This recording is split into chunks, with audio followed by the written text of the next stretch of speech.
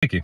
Kamēr man šorīt vēl nav sākušies baisie un mulkošie sabiedriskie darbi, kas no manis izsūc visus dvēseles un miesas spēkus, un kuri man piespriesti tāpēc, ka es asiņaino padomju okupācijas varas pakalpiņu, kaismīgo komunistu, okupācijas varas tautas tiesnesi Romualdu Vonsoviču vajāju un nosaucu viņu par padomju okupācijas varas kolaborantu, kāds viņš Latvijas PSR tiesnešu acīs nekādā gadījumā nesot. Tātad, lūk, kamēr šie te sabiedriskie darbi vēl nav sākušies, es ļoti ātri jums izteikšu to, ko es domāju par visu jēzgu, kas kopš vakardienas ar jaunu spari ir sākusies ap Latvijas visbaisāko, visciniskāko, visnekrietnāko un vienīgo cilvēku kontrabandisti noziedznieci Ievu Raubiško.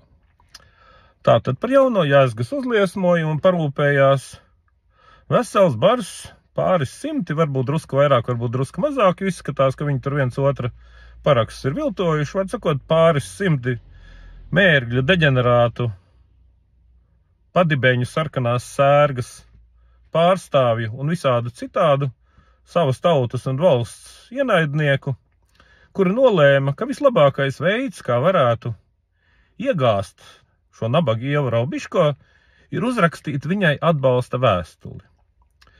Jo patiesībā vēl ir liels jautājums, vai labāk būtu, ja cilvēkam uzraksta sliktāk būtu, ja cilvēkam atbalsta vēstuli uzraksta šādi te deģenerāti un nekrietneļi, vai arī, piemēram, vecais Ādovs kopā ar veco Josifu Visarionoviču un vēl dažiem tam līdzīgiem pilsoņiem. Vēl nav saprotams, kas būtu sliktāk, kuri atbalsta. Nu, lūk.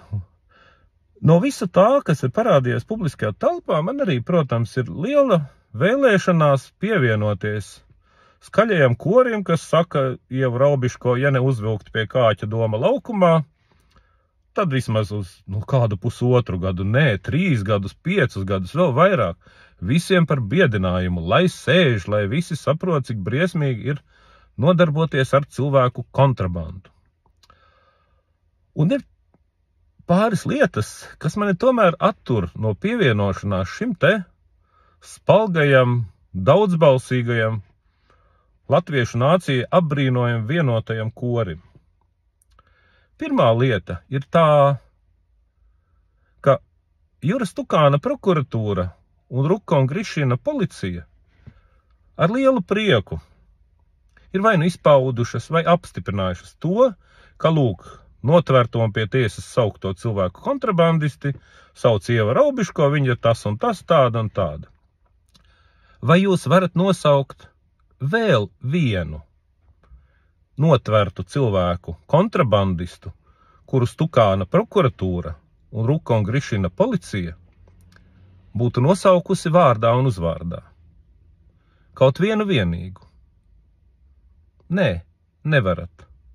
Un tas, ka viens konkrēts cilvēks ar nekrietnu un negodīgu varas pārstāvi rokām tiek izvirzīts par vienīgo galveno ļaundari kādā procesā, man automātiski rada aizdomas par to, kas ir aiz ādas Tukāna koruptūrai un nevis godīgajiem, kārtīgajiem, likuma paklausīgajiem un foršajiem policistiem, bet Ruka un Grišina mentiem,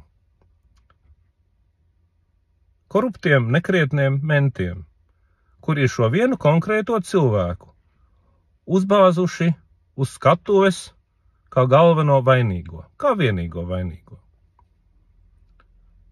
Jo vairāk es par to domāju, jo vairāk man šķiet, vai tikai tam nav kādas saistības un saites ar visu to, kas aizvien skaļāk tiek runāts par policijas un robežsardzes darbinieku pierobežas biznesiņiem. Tā skaitā cilvēku pārvietošanas biznesiņiem. Jo, protams, tas, ko valdības un valsts mēdī mēnešiem ilgi ir godīgi atstāstījuši par to, kā katru dienu tiek atturēti no robežas pārkāpšanas tik un tik 10, reizēm pat 100 cilvēku, un neviens it kā netiek iekšā Latvijas Republikā, Latvijas Republikas teritorijā. Protams, tās ir blēņas. Cilvēku kontrabanda, kā visi labi saprot, notiek iespaidīgos apmēros, vai nu pat šos te 46 aizturēja Latvijas teritorijā, ja dziļi iekšā, tāpēc, ka kādam nebija samaksāts, vai kāds gribēja vairāk, vai kaut kas noziedzīgā schēmā nogāja greizi, kas to lai zina.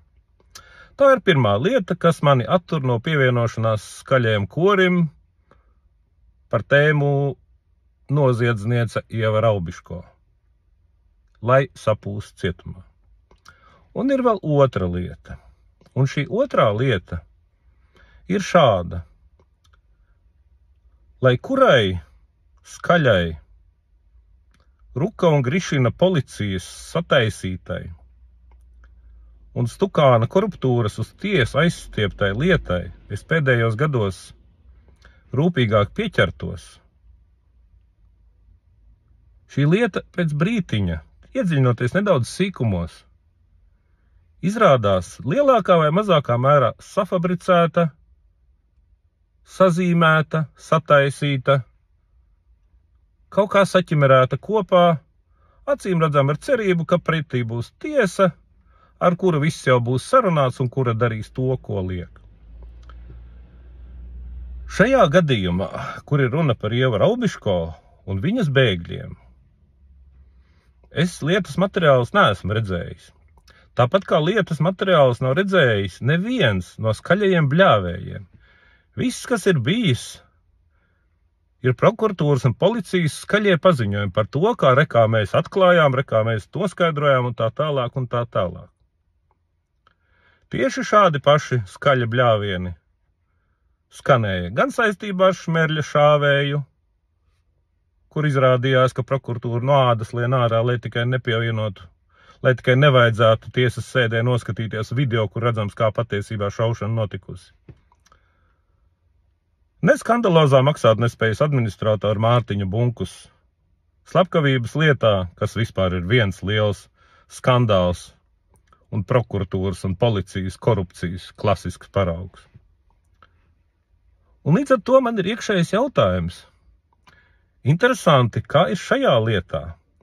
Vai Ievas Raubiško lieta netīšām ir tā, kur viss ir izmeklēts precīzi, akurāti, pareizi un tieši tā arī pasniegts sabiedrībai, vai arī viss ir noticis pēc tās klasiskās schēmas, kur uzrāda Bunkus, Šmerļa šāvēja vēl neskaitāmas citas lietas, kur prokuratūra un policija šādā sazīmē safabricē lietu, aizsūta uz tiesu un tad nodarbojas ar skaļu pašpijāru un lieki teikt, ka prokuratūra ir absolūti vienalga par kaut kādu taisnības ieviešanu un patiesības noskaidrošanu. Varbūt sakot, es šo Ievu Raubiško nepazīstu, nekad neesmu acīs redzējis, es nezinu, kas ir viņas advokāti, bet man ir viens aicinājums. Jūs zināt, ka es nekad nenododu savus informācijas avotus. Ja ir vēlme, piegādājiet man šī krimināla procesa materiālus, un es jums garantēju, ka es ar tiem iepazīšos no A līdz Z, nekas un neviens mani neietekmēs un neiebiedēs, un es par to pastāstīšu sabiedrībai. Ja gribat, izmantojiet šo piedāvājumu. Savukārt visiem pārējiem varbūt ir jēga sākumā kaut ko noskaidrot, nevis paļauties uz Stukānu, Ruku un Grišinu propagandu un pašpijāru, un tikai tad bļaut īsti skaļi. Visu labu!